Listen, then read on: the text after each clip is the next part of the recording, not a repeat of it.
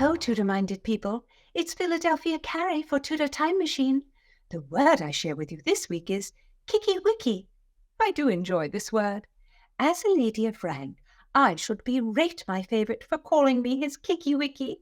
I should insist he hail me goddess, better half, heart's queen. Yet it is Kicky-wicky that makes me giggle. Kicky-wicky. How now, Tudor Files? What think you? If you're new here, I'm Gage. I'm Jessica. And we are here with Philadelphia Carrie for Tudor Word of the Week. Don't miss a word. And listen to the Tudor Time Machine Story Project. Jessica reads a chapter of Time's Riddle, and then my dear friends discuss the history behind the mystery. How diverting. So subscribe on YouTube and give me a like. Thank you so much for listening.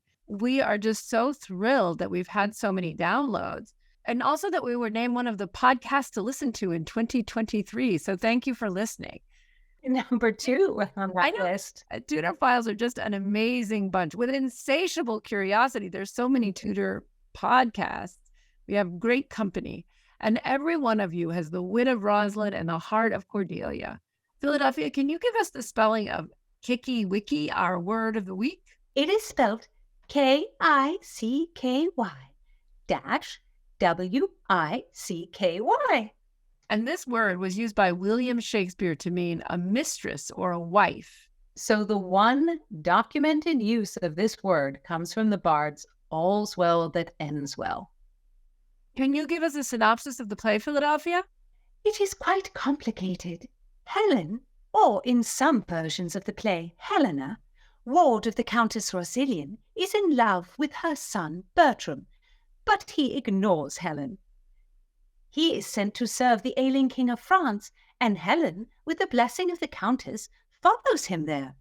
Then, using a remedy made by her dead father, a famed medical man, she cures the king. In exchange for saving his life, the king grants her wish that she may choose her husband. She chooses Bertram. He protests, but the king insists he take Helen.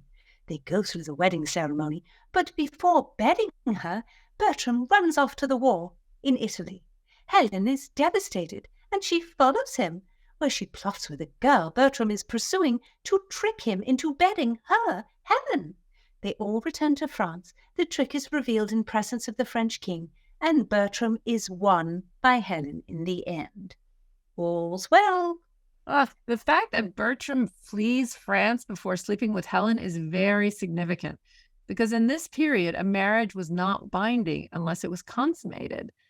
That is why Helen decides to use the substitution trick of pretending she is the other woman, so he will have sex with her. There's also a point in this play when, after Helen has pursued him, saved the ailing king, chosen Bertram, tried to tell him how much she loves him, finally tricked him into having sex, but he's still not aware it was her. Bertram thinks Helen is dead, and he's really happy about it. It's actually very upsetting. It's definitely one of the problem plays. It's not really a comedy, but it's not really a tragedy. And it has a problem ending. When Helen returns from the dead, as it were, all that she has done to win Bertram is revealed. Bertram just suddenly has a complete change of heart about her in 2 lines. I assure you, this work is not one of Master Shakespeare's well-known works. I have not heard of it being staged at the Globe, nor the Blackfriars, nor at court. There's no record of production during Shakespeare's lifetime. Historians think it could have been written any time between 1598 and 1608, and it was included in the first folio in 1623. I do not like the play. Helen is a most disgraceful personage. To ask the king to let her choose a husband, to force herself on a man above her station, and then to trick him into marriage. Revolting. Philadelphia, how many plays have men choosing brides as a reward and tricking the women into sleeping with them, and then the women are completely happy and besotted? Yes, but that is diverting. When Helen does it, it is loathsome. Wow. Okay, So Philadelphia's prejudice against Helen might be the reason the play was rarely performed. There's no production history of it until the 18th century, and that was only once. Actually, it's done more frequently now than it was in the past. We can allow ourselves as a modern audience to really admire Helen and to admire her gumption. I mean, even as we question why she loves Bertram so much, because he's actually kind of dare I say, he's kind of a dick. But I really love this play because it has two fantastic women's parts, just fantastic. I mean, Helen is an amazing role. And actually, so is the Countess Rosilian. It makes me think there must have been two really strong actors in the company at this time, one who played young women's parts and one who played older women's parts. And Shakespeare wrote this play with these actors in mind. I mean, whatever happened with the productions afterwards, but they are just, it's remarkable to have two such strong women in one of his plays, and one is an older woman and one is a younger woman. The Countess is the authority figure in the play, and she's obviously a woman, and that's unusual in this time period. She's wise, she's fair, she has a great sense of humor.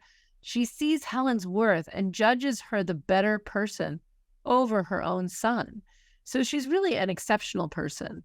You know, there's scenes with her joking with her fool. There's scenes with Helen where she's very emotional. There's scenes of her kind of running her household. I mean, she's pretty amazing.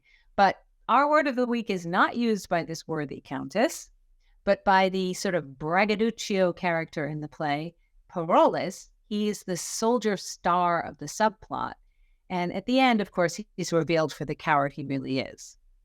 He is Bertram's sidekick, and he encourages Bertram to escape France and Helen and to join the war in Italy, because being in a war would be better than being married to Helen. Exactly. So what does he tell Bertram, Philadelphia? Parolles says, "To the wars, my boy, to the wars.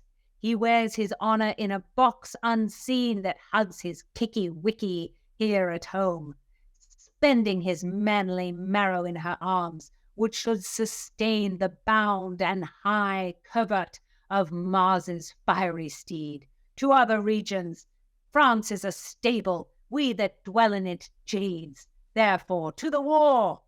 Kicky-wicky is a fun word, and Parolles is a great fop. Yes, he is. Yet his advice to Bertram is wise. Helen is a Kicky-wicky best left behind. The ending of this play would have been much happier had Bertram shaken off such a forward chit. Philadelphia, Jessica and I will just agree to disagree with you about the character of Helen. Of course, my dear friend. I am all amicability. All's well that ends well. So give heed, Tudorphiles. Bring some 16th century sauce to your vocabulary with Kicky-wicky. Listen in next time. Don't miss a word. Subscribe on YouTube and give me a like.